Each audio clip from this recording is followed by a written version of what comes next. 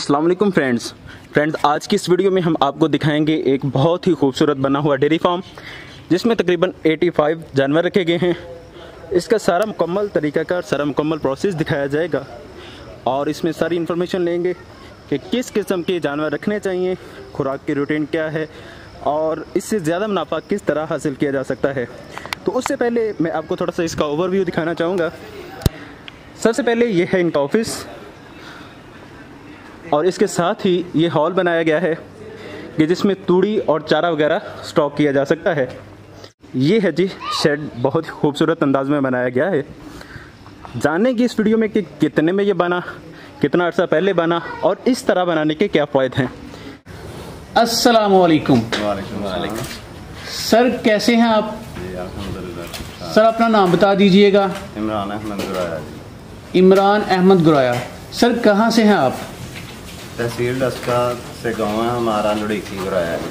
अच्छा, वहाँ के हम रहने वाले हैं, गाँव में हम रह रहे हैं, वहाँ पे हम खड़े हैं इस वक्त। इमरान साहब डेयरी फार्मिंग कितने अरसे से कर रहे हैं? मैं तकरीबन ये कर रहा हूँ 10 साल से इस टाइम। 10 साल तजर्बा कैसा रहा? अच्छा है। अच्छा इमरान साहब, इस वक्त आपके पास टोटल कितने जानवर हैं? 82। माशाल्लाह। कौन कौन सी नस्ल के हैं? इसमें साहिवाल है। अच्छा। और इसके साथ साथ इसमें नीली रावी के जानवर हैं, बहुत अच्छी क्वालिटी के हमारे पास। अच्छा। तो ज़्यादातर यही हम डिमांड करते हैं कि यही हमें मिलें, जिसको ही ब्रीड करें हम। इमरान साहब, डेयरी फार्मिंग को एक मुश्किल काम समझा जाता है, क्यों? इसलिए समझा जाता है कि इसमें गवर्नमेंट की सपोर्ट बहुत कम है। अच्छा। लोगों को बिल्कुल सपोर्ट नहीं गवर्नमेंट कर रही इसमें। अच्छा। खुद लोग इसको मैनेज नहीं कर सकते इस महंगाई के दौर में। जी। एक जानवर आप लेने जाते हैं दूध वाला, वो आपको मिलेगा 3 लाख रुपए कास्ट में। जी। तो आप खुद ही सोच सकते हैं कि 3 लाख रुपए कास्ट में अगर एक जानवर आपको मिलेगा तो खुद आप कितने परचेज कर सकते हैं बगैर गवर्नमेंट की। यानी महंगाई एक इशू है। महंगाई है, कुछ गवर्नमेंट फैसिलिटी कोई नहीं देती। फैसिलिटी सिर्फ डॉक्टर के अलावा गवर्नमेंट की कोई फैसिलिटी नहीं। इतने सालों में कौन कौन से बड़े मसाइल का सामना करना पड़ा? इतने सालों में मसाइल यही होते हैं कि हम मेडिसिन यूज़ करते हैं गवर्नमेंट की, तो अच्छा। उसकी क्वालिटी स्लो है। अच्छा। उसमें बीमारी आने के खदशात वाज़े तौर पे होते हैं। जी। तो उससे जो नुकसान होता है वो परेशानी से कम नहीं वो सामना। क्या गवर्नमेंट कोई फैसिलिटी नहीं देती या थोड़ा बहुत देती है? थोड़ा बहुत ये डॉक्टर्स आपके पास आ सकते हैं। अच्छा। मेडिसिन हल्की फुल्की कोई साल बाद या 6 माह के दौरान एक दफ़ा आ जाएगी। आप मजमूई तौर पर डेयरी फार्मिंग बिजनेस पर खुश हैं? हम तो खुश हैं अपनी मेहनत के तौर पर कि हम खुद मेहनत कर रहे हैं, काश्तकार हैं, अपनी ज़मीन का इस्तेमाल कर रहे हैं, इसलिए खुश हैं। अगर किसी ने करना हो किसी से ज़मीन पटे पे लेके या किसी दूसरी सूरत में, वो तो नाकाम है बिल्कुल ही। क्या ख्याल है कि आपके जानवर भी आपसे खुश हैं? हाँ जी अल्हम्दुलिल्लाह, जानवर तो बहुत खुश हैं, उनकी हम खिदमत करते हैं, वो तो खुश हैं। जानवर की खुशी का ख्याल कैसे रखते हैं? उसको प्रॉपर टाइम पे खुराक मिले, जी। पानी मिले जी। उसकी तमाम खुराक, सफाई सुथराई, हर चीज़ की मैनेजमेंट अच्छी हो, जी। जानवर खुश ही खुश है। इमरान साहब, आपका माशाल्लाह शेड बड़ा हवादार खुला है, ये टोटल कितनी जगह पर है? इसकी 1 एकड़ जगह है जी, 8 कनाल। अच्छा। ये एकड़ का डिज़ाइन है महकमा लाइव स्टॉक की तरफ से। ठीक है। ठीक है जी, गवर्नमेंट के प्रोसेस के मुताबिक इसका डिज़ाइन है। खुला ओपन शेड का मतलब ये है कि हवादार है, आपके जानवर बहुत खुश हैं इसमें। वो पहले ज़माने वाले 4 दीवारों के अंदर डिब्बे में बंद कर देना, उससे काफ़ी जानवरों को नुकसान, उनकी जल्द रेड हो जाती है गर्मियों में। जी। इसलिए ये शेड ओपन अच्छा है, हवादार है। इसकी डिज़ाइनिंग कहाँ से करवाई जा सकती है? ये तो आप महकमा लाइव स्टॉक की वेबसाइट से भी नक्शा ले सकते हैं। ये अच्छा। क्योंकि गवर्नमेंट का जारी करता है ये निज़ाम है। इसकी लंबाई, चौड़ाई, ऊंचाई थोड़ा सा बता सकते हैं? हमने इसकी लंबाई रखी है 150 फुट। अच्छा। चौड़ाई रखी है 55 फुट जी। और ऊंचाई?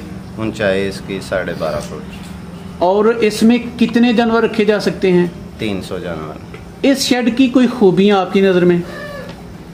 इस शेड की खूबियाँ सबसे बड़ी ये हैं कि आप गर्मी के मौसम में खड़े हैं, इस वक्त भी आपको पसीना गर्मी वगैरह महसूस नहीं हो रही इसके अंदर जी।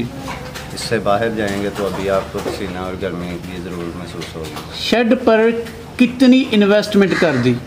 मैंने इस पे 1.5 करोड़ रुपया लगा दिया अभी तक। 1.5 करोड़ बहुत ज़्यादा नहीं? बिल्डिंग इसके अलावा बन ही नहीं सकती थी। अच्छा, मुतमिन है या समझते हैं कि शेड पर कम इन्वेस्ट करना चाहिए था? नहीं, मैं अल्हम्दुलिल्लाह खुद के तौर पे चल रहा हूँ। अच्छा, बगैर गवर्नमेंट के, तो मुझे लगता है कि मैं बहुत अच्छा हूँ। मैं अपनी मेहनत के ज़रिए ही आगे बढ़ रहा हूँ। अच्छा सर, एक सवाल अक्सर हमारे व्यूवर्स पूछते हैं कि शेड में से गोबर पेशाब का निकास कैसे किया जाता है? आप गोबर और पेशाब को ठिकाने कैसे लगाते हैं? इसके लिए आप मशीनरी भी इस्तेमाल करते हैं अंदर, और इसको अंडरग्राउंड पाइपलाइन भी दे सकते हैं, जैसे कि आप देख सकते हैं पीछे हमने ज़मीन में दी हुई है। आपने अंडरग्राउंड किया वो सारा सिस्टम? अंडरग्राउंड किया। पेशाब तो चला गया, तो गोबर? वो भी उसके अंदर ही मिक्स होके जा रहा है। गोबर को किसी काम में लाते हैं या हाँ, ज़ाया? इसके साथ साथ हम प्लांट गैस का बायो का शुरू कर रहे हैं, इस गोबर को ही इस्तेमाल करते हैं। वेरी गुड, ये मोटिवेशन है, ये नई बात है जी फार्मर्स के लिए, जो गोबर को यूजलेस समझकर ज़ाया कर देते हैं, इससे गैस क्रिएट करके और भी फ़वाइद हासिल कर सकते हैं। सर, तालाब इनका बनाया है कि ऐसे ही मोटर से नहलाते हैं? नहीं बनाया है, वो बाहर। कितनी जगह पर है? वो तकरीबन 1 कनाल में है। गहराई? गहराई 10 फुट। लंबाई चौड़ाई? 25-50। और पानी कितने दिनों बाद चेंज करते हैं? पानी दूसरे दिन। कभी मछलियाँ रखने का ख्याल नहीं आया? नहीं। चारे के लिए कितनी ज़मीन है? चारे के लिए 15 एकड़। काफ़ी है या कम ख्याल करते हैं? अगर कम हो तो अपनी ज़मीन है और भी इस्तेमाल कर सकते हैं। अच्छा, चारे के अलावा वंडा या फीड कौन सी देते हैं और किस मिकदार से देते हैं?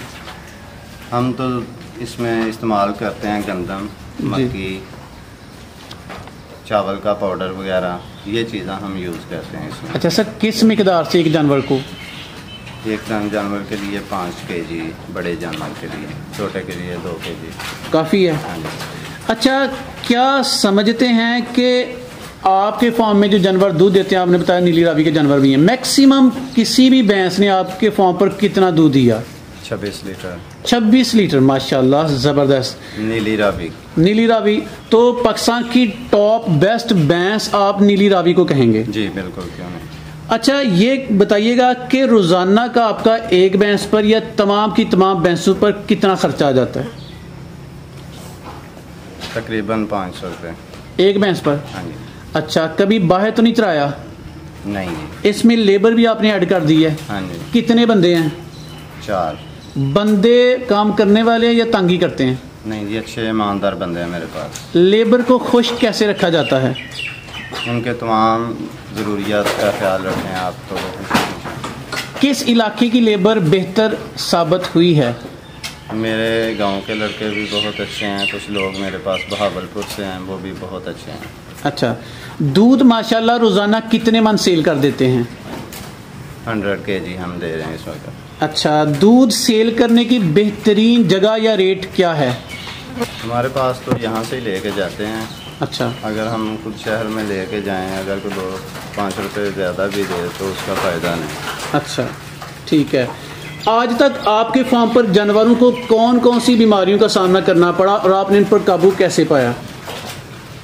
हल्का फुल्का किसी जानवर को मसला हो सकता है गिरने की वजह से, अलबत्ता अल्लाह का बड़ा फजल है कि बीमारी का कोई तासर नहीं आता। अच्छा, आज तक अल्हम्दुलिल्लाह कभी प्रॉपर वैक्सीनेशन करवाई है इनकी? प्रॉपर। डिवर्मिंग करवाते हैं? ज़रूर। ये सरकारी डॉक्टर से खिदमात लेते हैं या खुद ही तजर्बा? मेडिसिन अपनी यूज़ करते हैं, खिदमात डॉक्टर से लेते हैं। ज़बरदस्त। अच्छा, एक सवाल कसरत से पूछा जाता है कि ड्राई यानी खुश्क पीरियड में जब जानवर दूध कम देते हैं तो डेयरी फार्मिंग आम तौर पर नुकसान में जाती है। आप उन दिनों में क्या करते हैं, या आपके जानवर मोस्टली ज़्यादातर दूध अच्छा देते रहते हैं?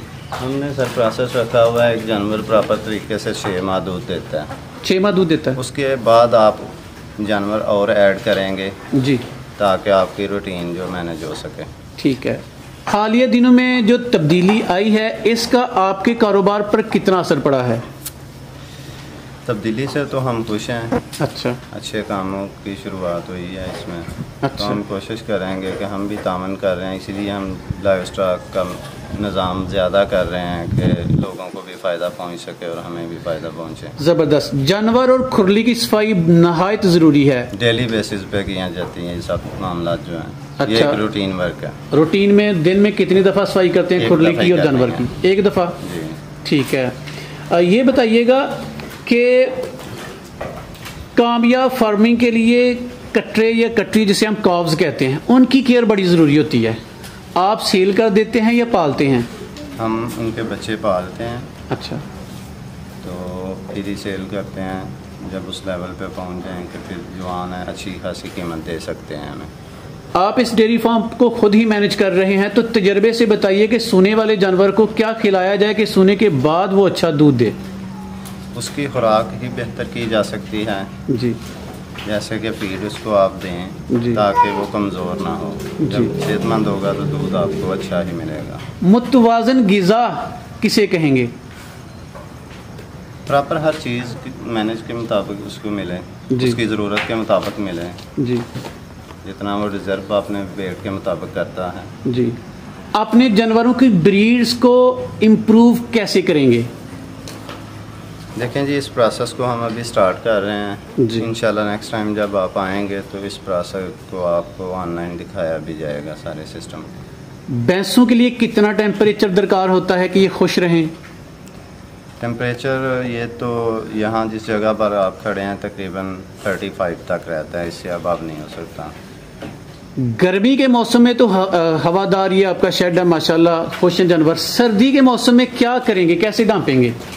इसको तरपाल लगाएंगे साइड पे सारी, अच्छा, जिससे आप जैसा कवर उससे कर देंगे हाफ। अच्छा। तो इसका टेम्परेचर जो हमें चाहिए होगा वो अंदर नॉर्मल हम रख सकते हैं। आपके जानवर जो दूध दे रहे हैं, इनकी पैदावारी सलाहियत पर आप खुश हैं या इस दूध की पैदावार को बढ़ाना चाहेंगे? हाँ जी, हम बहुत खुश हैं और इंशाल्लाह हम हर रोज़ इसको बढ़ा रहे हैं। अच्छा, आपने बताया कि दूध सेल करने की बेहतरीन जगह डेरा है आपके नज़दीक। हाँ जी। बेशुमार लोग आपकी वीडियो देखकर डेयरी फार्मिंग के हवाले से मोटिवेट होंगे, उनको क्या मशवरा देंगे? मैं उनको यही मशवरा दूंगा कि अगर यहाँ से कोई आपका दूध 80 रुपये लीटर लेके जा रहा है तो आप 85 गुजरा वाला लेके भी जाएंगे यहाँ से 20 किलोमीटर, तो आपका फिर भी 80 ही जाएगा। उससे बेहतर है कि आप यहाँ से ही दे दें। कौन से लोग डेयरी फार्मिंग करें और कौन से ना करें? ज़मींदार हर एक को तो करनी चाहिए। ठीक। और जो ज़मीन नहीं रखते उनको नहीं करनी चाहिए? उनको भी करनी चाहिए, मगर उनको उस तरीके से फ़ायदा नहीं पहुंच सकता। आपके इलाके में 1 एकड़ ज़मीन का ठेका क्या चल रहा है? ये 50 से 70,000 तक। चलिए इरफान साहब, आपने अपने तजर्बे के मुताबिक ज़बरदस्त इंफॉर्मेशन हमारे साथ शेयर की है, आपका बहुत बहुत शुक्रिया।